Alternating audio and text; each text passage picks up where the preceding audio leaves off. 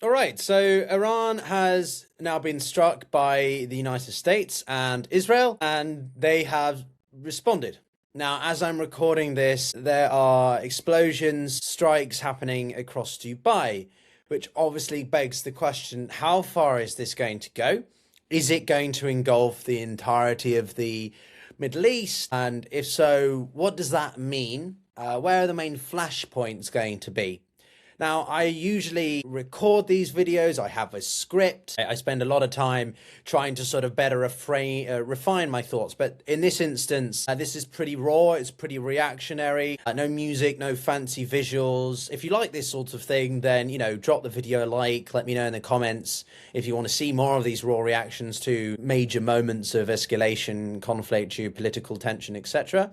But I just wanted in the next few minutes to sort of summarize and to a degree speculate, just take stock of what we've seen.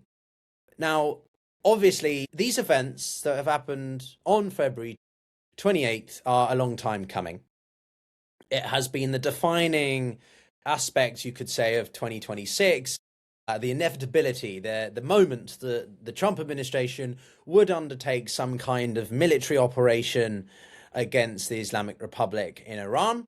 After Operation Absolute Resolve, which in and of itself needs to be made clear. Iran is not Venezuela, in case that wasn't obvious enough, but Venezuela is very easy to access. It's much closer proximity-wise to America, meaning that they have more assets that they can leverage, but also because Caracas, the capital, is right on the sea. So you can do what's known as a snatch and grab operation relatively quickly. That's not happening in this case in Iran. Tehran is in the middle of the country, or whatever, much further into the interior of the country, and Iran is landlocked apart from the bottom coastline, and the territory, the terrain is incredibly mountainous. It's a huge population of 90 million people. Point is, it's a lot different. And therefore, this is not going to be an on-the-ground operation. It never was going to be that. We're not seeing a Gulf War kind of scenario, and we're not seeing a sort of Iraq-Iran war with, large land-based assets being moved around. This is going to be largely aerial with some potential maritime, but we'll come to that a little bit later. Bottom line is that I think that the precise decision when to pull the trigger, figuratively speaking, came down to something far simpler. Trump himself. Now, I know we're bored of having him at the center of so many things, but, well, as a grandiose narcissist, I think that's what he likes. The assets were in place, the options were ready, and the Pentagon had given him this menu, but it was the specific timing, the precise moments when the strikes would begin, if at all, well, they became driven much less by, I think, strategic necessity and more just by Trump's impulsivity, his impatience. Over the past week, we've seen negotiations between the Iranians and the Americans largely stall. They've gone nowhere. And despite the Omani best efforts as mediators, the progress stalled, and we had very different narratives being given. Progress was being made, things were getting positive, and then the reality, which was they're nowhere. And then the crux of it on Thursday night, Friday, simply the Iranians say that they're not willing to make concessions on X, Y, Z, A, B, C. So Trump characteristically is fed up, he loses patience, and it's largely in tune with much of his strategic psychology. He wants deliverables, he wants a product. And he's not interested in prolonged ambiguity or drawn-out bargaining. So he escalates to force the outcomes. So he decides, pretty, I think, last minute, or, not much before hour zero, probably late last night, let's do it. Gets on the phone with Netanyahu, speaks to the Israelis, it's all coordinated, and then what, 6 UK time, 6 a.m. UK time?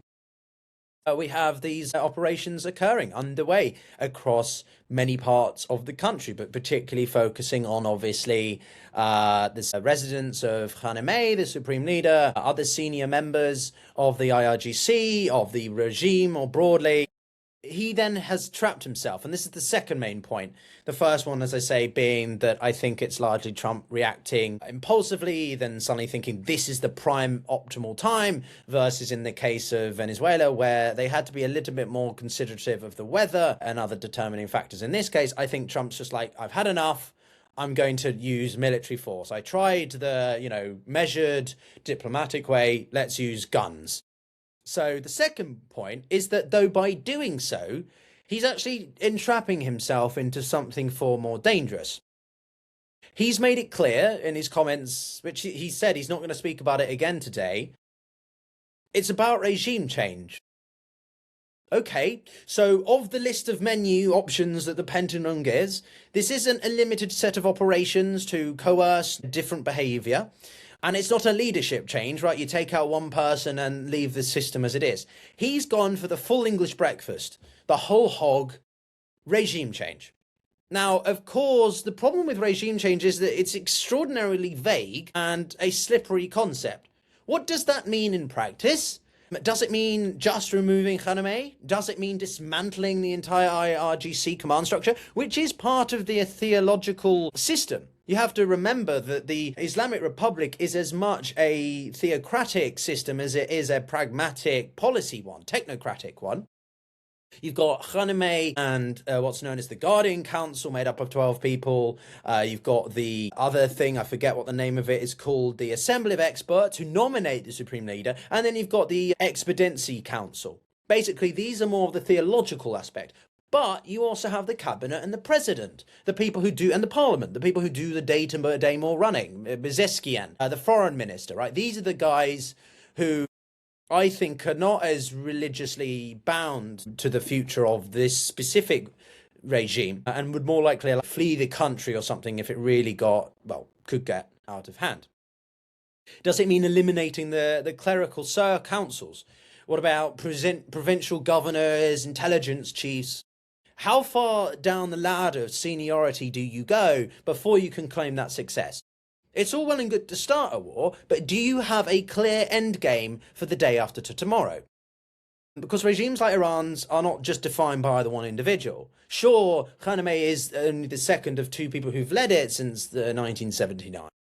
But he obviously has to have a succession plan. And so is the goal of Israel and America to kill off enough of that succession plan that it steeps the country into anarchy. The deeper you go, the more elusive that objective becomes. And by declaring regime change as the goal, Trump is effectively committing himself to an outcome that is extraordinarily difficult to measure and even harder to achieve. We know what happened in Iraq and Afghanistan. And all of this coming from the bloke who has said he is a peace president, end the forever wars. And as I'll come to in a second about one specific element of this, the maritime theatre and the Strait of Hormuz, this could become a real quagmire for the Americans. Which leads me to the third point, which is, this is largely a unilateral operation. The Americans are doing it, and the Israelis, of course, will do it because those two are, they're bedfellows, right? Interestingly, though, the British, the French have made it very clear that they're not getting involved. That may well change in the subsequent days ahead, but only largely right now they're going to be operating in a defensive posture.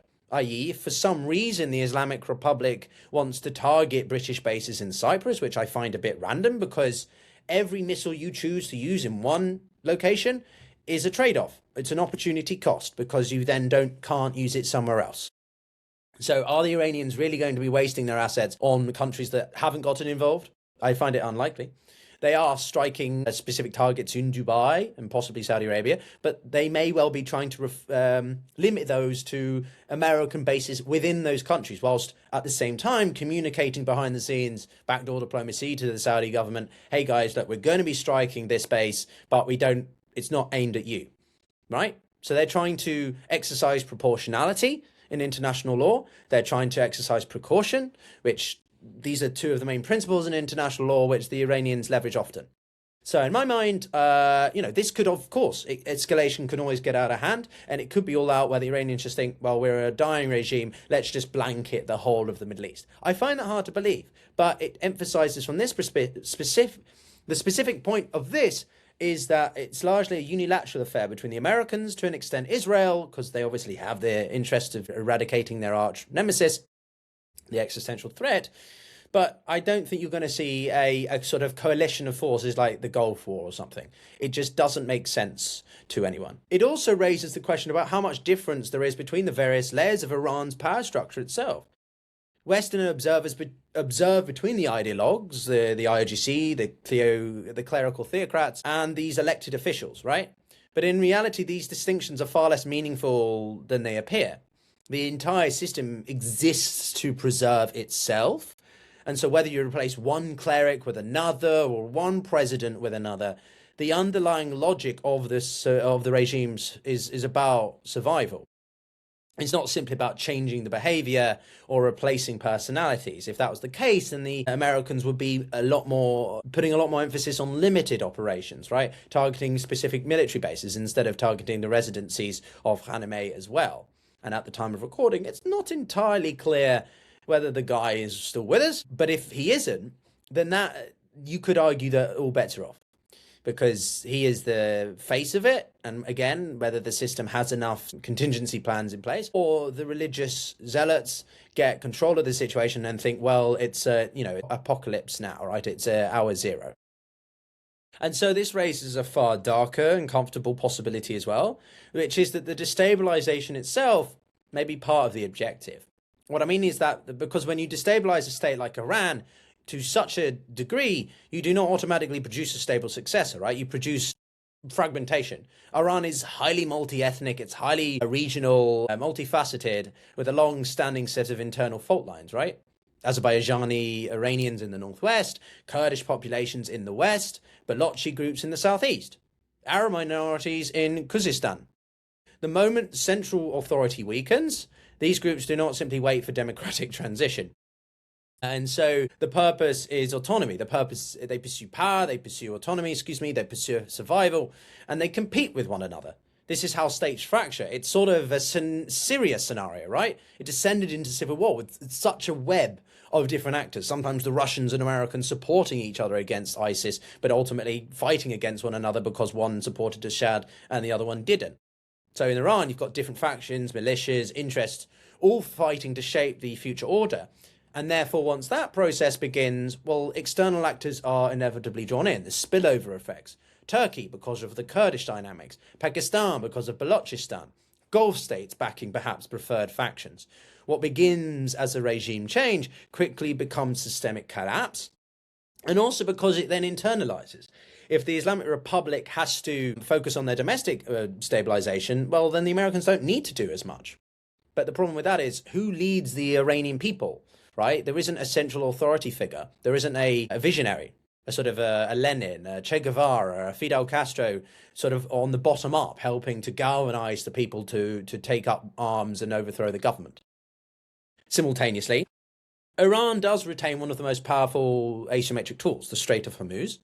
Now, this is the narrow maritime corridor, which is one of the most critical choke points in the global energy system.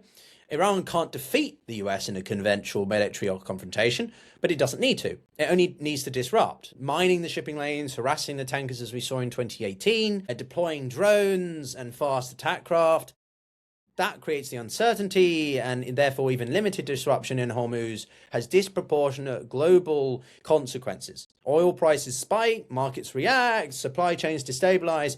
Iran's strength lies not in defeating the US outright or militarily, but imposing the costs asymmetrically. Because obviously, if the economics are so disrupted, that comes back home, that affects fuel prices, food, domestic interests, which ultimately puts pressure on Trump, whose poll ratings aren't doing that great either. And certainly this is not going to be popular amongst a lot of the American electorate, because he claimed to be the peace president. Then I also want to talk about just all of this is happening in the backdrop of a broader balance of power shift. You've seen me talk about it in various videos on the channel before, but the Middle East is no longer simply defined by Iran-Saudi rivalry for regional hegemonic status. New blocs are emerging. The breakup of Saudi Emirati relations back in January is a big deal. So now you've got Turkey, Saudi Arabia, and Pakistan increasingly aligned in certain respects. India, Israel, and UAE are forming this other sort of axis of coordination. The region is fragmenting into multiple centers of power with no real sort of epicenter clear. Some actors have more means, like Turkey's more of a military power than, say, Saudi Arabia is, but Saudi Arabia has a huge relationship economically with the United States. Pakistan is a nuclear capable power. And so it's incredibly significant to see just how much, relative to where it was a couple of years ago, Iran is not the power broker it once was. Its proxy networks are degraded or completely dismantled. Its strategic depth has been reduced. Its ability to project influence, exert power, where is it? And so the weaknesses, though, don't equal irrelevance, though. Weak actors often become more unpredictable precisely because they have fewer conventional options available and fewer reasons to sort of hold back. Crucially, of course, now some of you watching will be wondering, would this pull in the Russians or the Chinese? No. Both will condemn, as they already have done, both criticize, but neither has the incentive, nor capacity to intervene directly. I mean, again, what the Americans are demonstrating is they have the unprecedented, unrivaled global military influence. The Chinese have been improving theirs over the years, but it still does not command the same bandwidth that the Americans do. And the Russians wouldn't even bother talking about that. That's more of a joke than it is meant, but China, bottom line is that China prioritizes economic stability and avoids military entanglement at any point. Simultaneously, the Russians don't have the capacity. Russia has been sending sort of arms. There was this article where they're providing over-shoulder pieces of equipment to the Iranians, but they do not have the capacity nor desire to suddenly start getting involved, helping defend Iranian airspace, which should be emphasized is completely controlled by the Americans and Israelis at this point. It's not just air superiority, it's air supremacy. So the Russians aren't going to risk that. And ultimately, if you think about it very critically for a second, this actually could benefit Russia from a very self-interested perspective, because Iran provides a lot of oil or energy to China. However, if the Chinese lose that supply source, then they'll just turn to Russia. And so Russia can sell more oil to China. And therefore that benefits their wartime economy and their interests in Ukraine. So ultimately, could Moscow actually allow their long-standing partner, ally, to fall by the wayside? Possibly. Bottom line of all of this is that you mustn't underestimate the capacity for the Iranians, I think, still. They have proven time and again to be very wily actors, to be very long-term thinkers. And whilst this is possibly the existential scenario they've always been worrying about or planning for, don't expect them to just throw all the toys out the pram and become completely irrational. They are going to be behaving quite rationally. They're going to be thinking, I think, pragmatically, both on the different levels of operation, right? Strategically, operationally, tactically. Where can they pressure? What leverage do they have? And how far can they endure? How far can they keep this going? Because whilst they have a significant arsenal, again, you have to consider that if you use assets in one area, it means you can't use them elsewhere. They understand asymmetric warfare better than most states, and their back may be up against the wall. Their conventional options may be limited, but their priority is not the victory, it's the survival. And the survival can take many forms. It can be absorbing the strikes. It can mean escalating asymmetrically.